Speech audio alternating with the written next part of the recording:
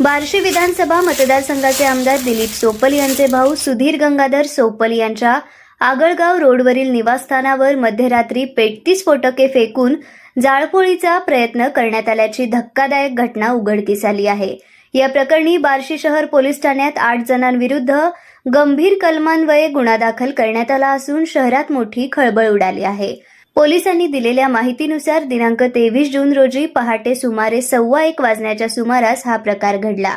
फिर्यादी सुधीर सोपल यांनी दिलेल्या तक्रारीनुसार आमदार दिलीप सोपल आणि कुटुंबातील काही सदस्य बाहेरगावी असताना आरोपींनी सोपल यांच्या बंगल्यावर पेटती स्फोटके फेकण्यास सुरुवात केली।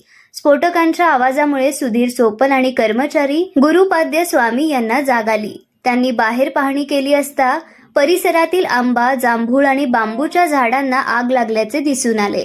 तसेच 2 आरोपींनी कंपाऊंड ओलांडून बंगल्याच्या आवारात प्रवेश करून आणखी स्फोटक साहित्य पेटवण्याचा प्रयत्न केल्याचा आरोप फिर्यादीत करण्यात आला आहे। मात्र रहिवाशांनी हटकताच आरोपी तेथून पसार झाले।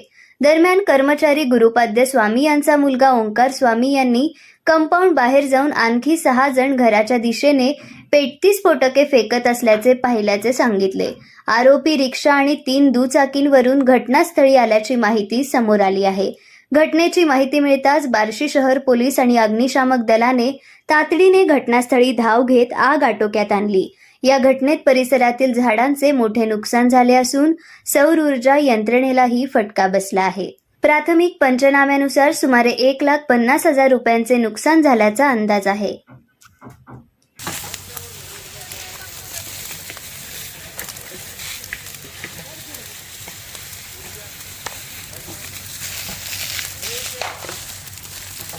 आओ कोई नाही मला बस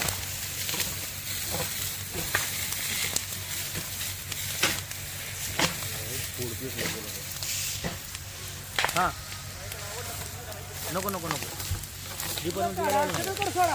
विधान परिषद निवडणूक निकालाच्या मध्यरात्री माजी मंत्री तथा विद्यमान आमदार दिलीपरावजी सोपल साहेब यांच्या बंगल्याच्या आवारात पाठीमागून बाजूनं पॅव्हेलियन मैदान म्हणून आहे, या मैदानातून आदल्या सदृश्य स्फोटक टाकून त्या ठिकाणी जीवित आणि वित्तहानी करण्याचा प्रयत्न अतिशय निंदनीय, घृणास्पद आणि राजकारणाची खालावत चाललेली पातळी दाखवणार आहे।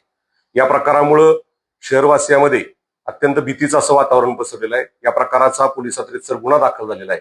परंतु ही जी काही प्रवृत्ती आहे, राजकारणातून एकीकडे समंजसपणा अधोरेखित होणं अपेक्षित असताना अशा पद्धतीनं कोणीतरी कोणाला तरी खुश करण्याच्या साठी हे अशा पद्धतीची जी कृत्य करत आहे, सुदैवाने यामध्ये कुठलीही जीवितहानी झाली नाही। मात्र ह्या प्रकारामुळे शहरवासियांमध्ये प्रचंड कमालीचं भीतीचं असं वातावरण आहे। हा प्रकार निषेधार्ह, गुन्हास्पद आणि नीचपणाचा आहे। या प्रकाराचा मी सर्वप्रथम निषेध करतो आणि पोलीस प्रमुख अतुलजी कुलकर्णी साहेब यांनी या संपूर्ण प्रकरणाची दखल घेऊन पोलिसांनी आणि अग्निशमक दलाने त्या ठिकाणी तात्काळ प्रयत्नांची पराकाष्ठा करून ही आग आटोक्यात आणली, म्हणून पुढील अनर्थ टळला। या परिसरातच लागून असलेल्या हिरेमठ हॉस्पिटल कर्मचाऱ्यांचे क्वार्टर्स ह्या देखील त्या ठिकाणी आगीच्या बक्षस्थानी सापडले असते। मात्र अग्निशामक दल आणि पोलीस यांच्या प्रयत्नामुळे आणि काही तरुणांच्या मदतीमुळे ही आग आटोक्यात आणण्यात आली। मात्र या संपूर्ण प्रकाराचा करावा तितका निषेध थोडा आहे।